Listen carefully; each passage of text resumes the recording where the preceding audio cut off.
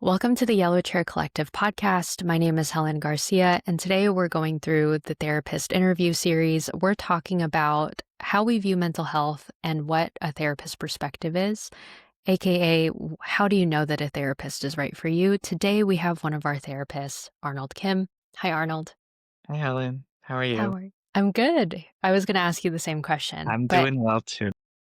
good. Well, I want to ask you, what is your view on mental health? Yeah, so that's very interesting because for me, I really view mental health, it's just as important as physical health. When you think about it, it's the brain is part of the body too, right? And Mm. so in that sense, we take care of our body all the time. We go see the doctor, but we don't really take care of our brain a lot. And I wonder why that is because I think the brain is one of the most important parts of us. And so for me, I'm always thinking, I know that there's a stigma between for mental health in a lot of communities and how it's viewed negatively, but I really want to change that perspective and just how we go see the dentist all the time, like at least once a year to get a checkup. I would love it if we can change that stigma and like go see a therapist maybe like once a year just for like a checkup, just to see like how are we doing in that sense. Hmm.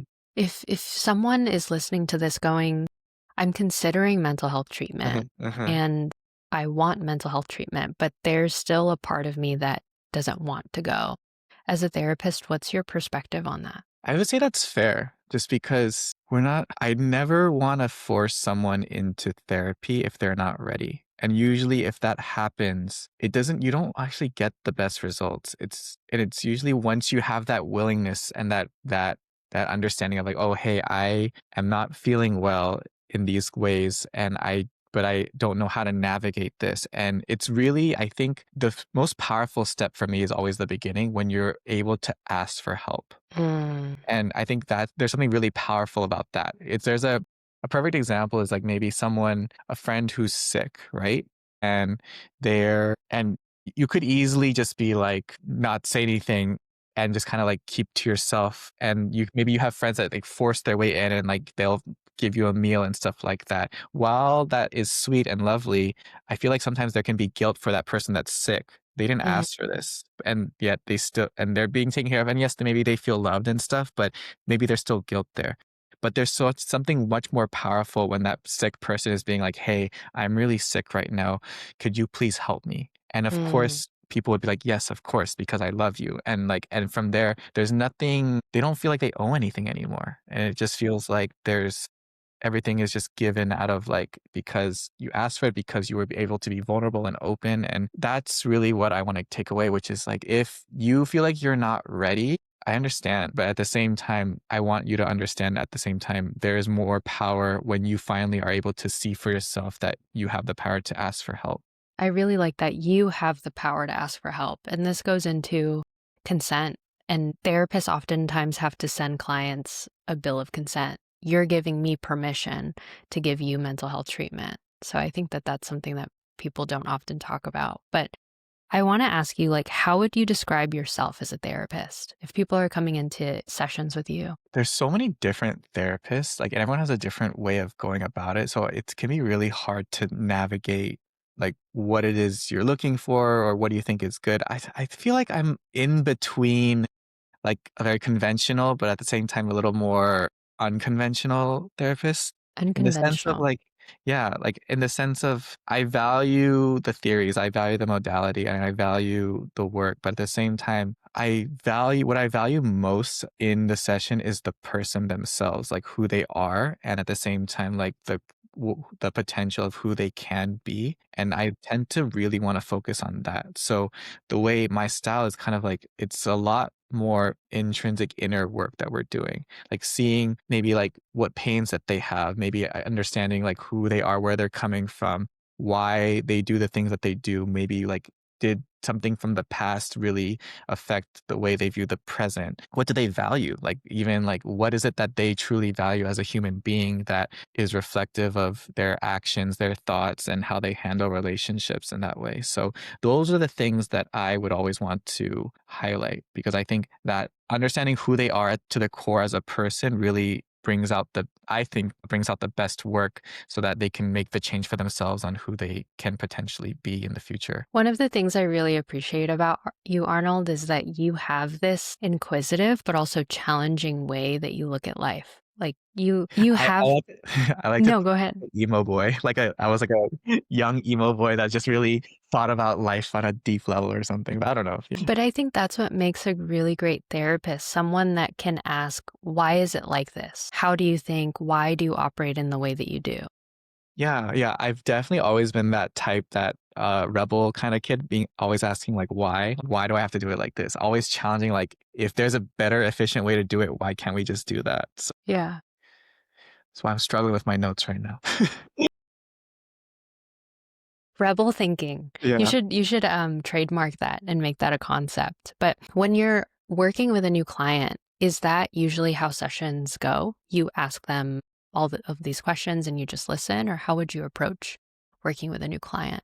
With a new client, yeah, of course, it varies on what they're working on, but, like, I think a majority of my work tends to stem around maybe, like, depression, grief, anxiety, trauma, and really understanding, like, how these things play a part into how they're living their lives right now. I'm noticing ever since I joined YCC, I'm have a lot more clients that are struggling with relationships, whether that be Mm. dating or family relationships, and really learning how to navigate those. And so I've been working a lot more with that.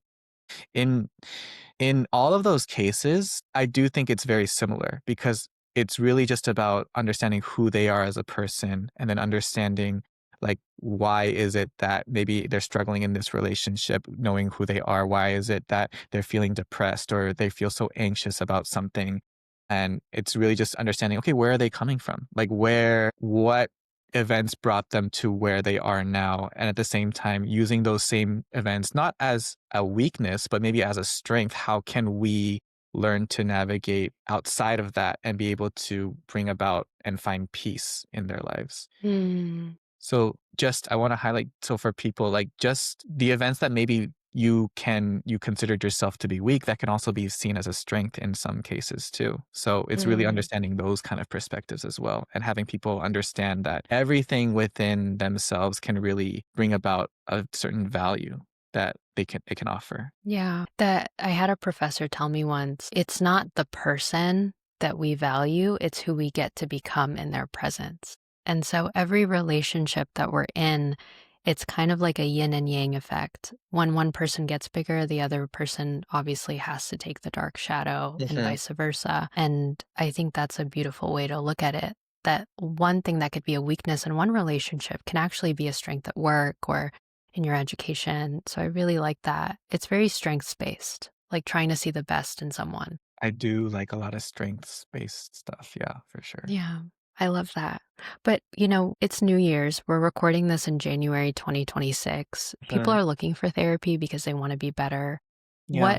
What's some advice that you would give someone who's looking for a therapist? You know, it's funny because I talk to a lot of friends, and even though they know I'm a therapist, they're always telling me, like, "Oh, I use ChatGPT as a therapist." Yeah. And then I was like, "Okay." And so I understand that because I understand therapy can be expensive. But one thing for those of you that do use ChatGPT, all I want to say to that is I don't think there's anything wrong personally with ChatGPT if you're just looking for someone to validate you. If you're looking to someone to be like your hype person and to really like tell you, like, oh no, everything you're doing is fine, I think that will work. But the difference between ChatGPT and a real therapist is that the real therapist is actually going to challenge you, and they're actually going to push you to do some things maybe sometimes you're not comfortable to, or maybe you just never thought a bit about it in this way before too.